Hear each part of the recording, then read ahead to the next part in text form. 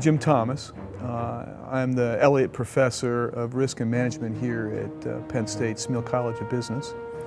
And I was the previous dean here for 7 years. I've done 3 Ironmans, 2 half irons, and countless Olympic and sprints over the last 6 years. So I'm 61. I started at 55. And it was actually the year after I was in a bicycle accident and smashed my pelvis in 3 places. And they said I wouldn't be able to even run again, that I decided that I was going to get into triathlons. I really hadn't gotten into a pool or didn't really know how to swim until I was around 54. And that was that started as therapy after I broke my pelvis. And that was a traditional couple lessons, was going nowhere. And some friends recommended this thing called TI. And I had no idea what it was. And we went to a camp down in Philadelphia, a friend of mine and I. And that was that.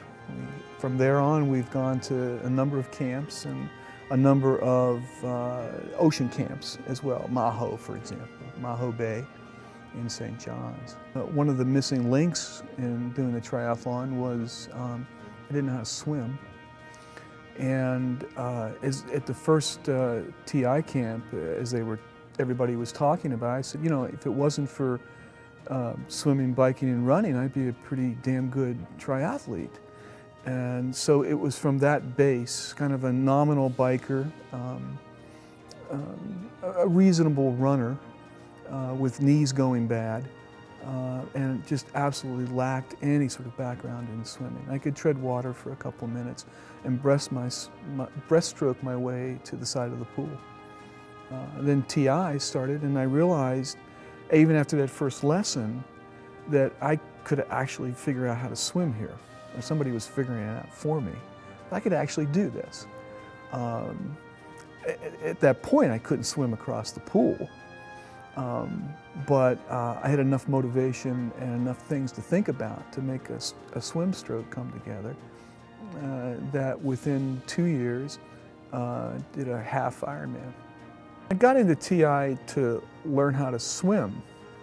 I guess I came out of it more learning how to think about it as a tool, or at least a release valve for this 70, 80-hour-a-week job that was playing out. So when I did my swim, there's a lot of different ways that people approach this swimming. Some, as I mentioned my friends earlier, they would say I use the time swimming to think about problems at work and try to solve them.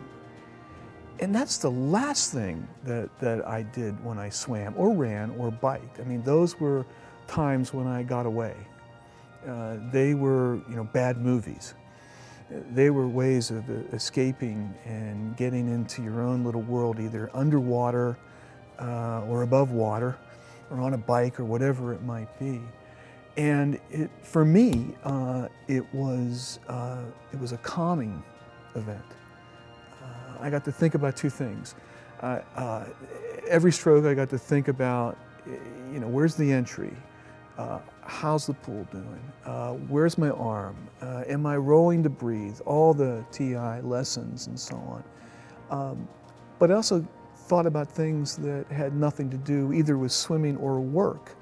And that was an incredible moment of my own personal time. Because once I was out of the pool, even as I'm climbing out of the pool, there'd always be a student go, "Oh, Dean Thomas, could I ask you about," or whatever it might be.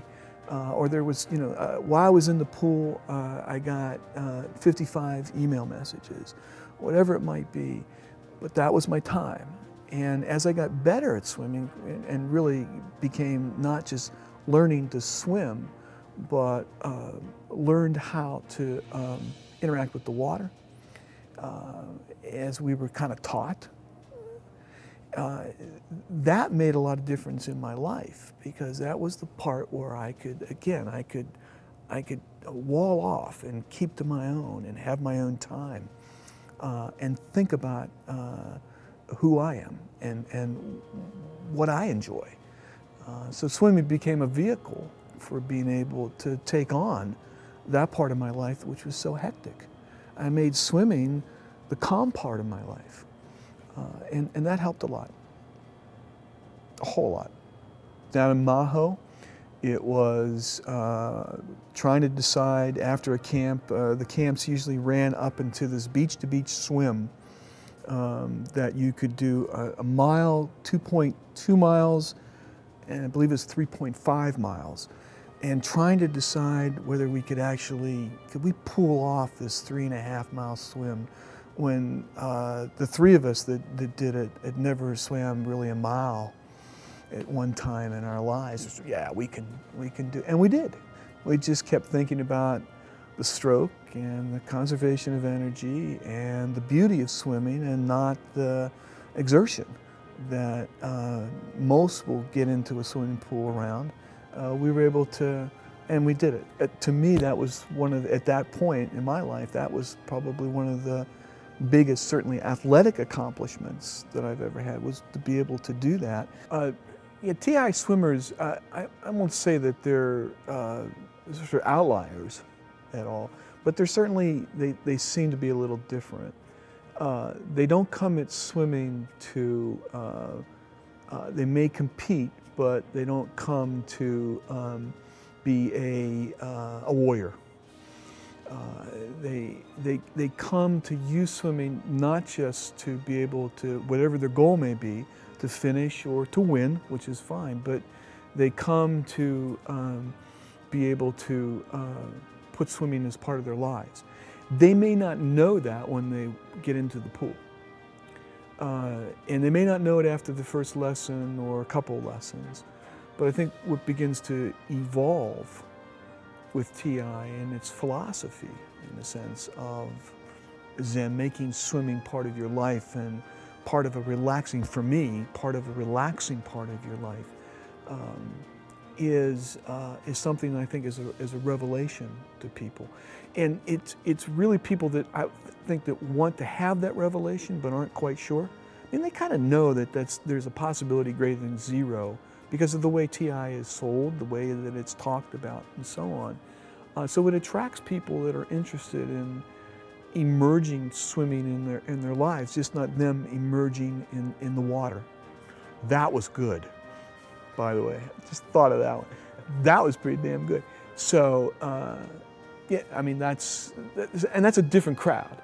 It's usually more professional, by the way. I think it doesn't have the stigma of the warrior stigma, as I said earlier. It has more of again, I want something in my life that I can use to relax, to engage, to teach me lessons for other parts of my life. And so that's the kind of person that's willing to open themselves up to have that come in. That's the kind of person it attracts. So it's a different. Now, I've been in camps and been places where there are the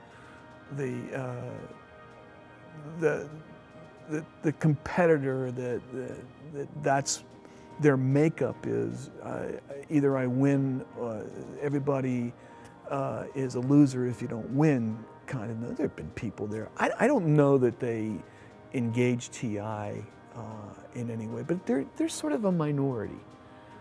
The majority are usually professionals engaging swimming as something that's part of their lives and not something that they do for an hour, 2 times, 3 times a week, or whatever it might be. So I would recommend TI Academy, not just for the master swimmer who wants to, or the swimmer with the background who wants to master and look at the finer details, but also for the swimmer, the newbie, if you will, that doesn't really understand the mechanics, the philosophy of swimming, wants it broken down, but wants some vehicle for putting it back together so that it makes a difference.